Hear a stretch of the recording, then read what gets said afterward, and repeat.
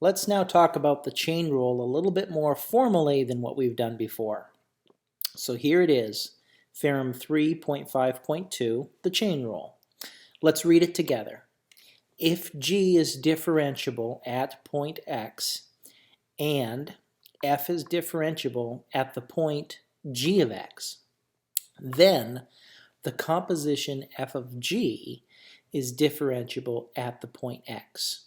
Moreover, if we write y as a function of f of G of X, and we substitute G of X with another letter, let's call it u, in the same spirit that we let y represent the function f, we'll now let u represent the function G, then y becomes a function of u. And differential y with respect to differential x is equal to differential y to differential u times differential u to differential x. And so the chain rule says that this becomes a chain of products through multiplication. So in order to differentiate y with respect to x, we have to get access to variable x through function u, and so it creates this chain. Now, what are the conditions that we must assume in order to satisfy the chain rule? Well, there are two conditions, and there are two conditions that you as a calculus student need to know. So you need to make first that you journal this definition down.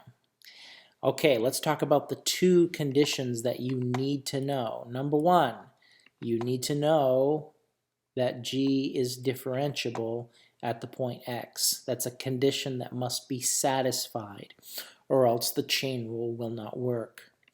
The second condition that you need to know is that F is differentiable at the point G of X.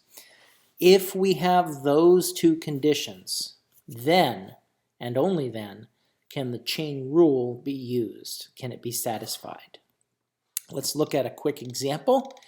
We have dy, we want to find dy dx, and we know that y is equal to 4 times the cosine of x cubed. Here's how we treat this. We're going to let u be equal to x cubed, so u is a function of x.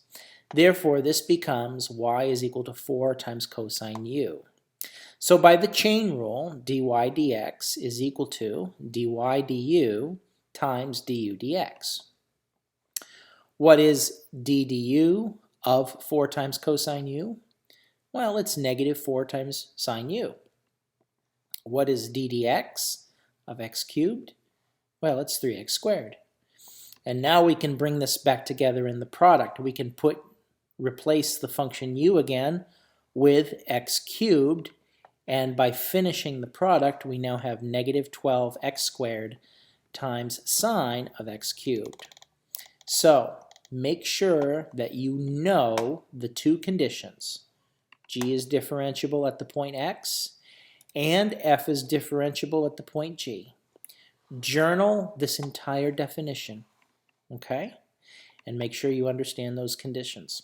And then in class, we're going to practice with the chain rule some more. God bless you, wherever you are today.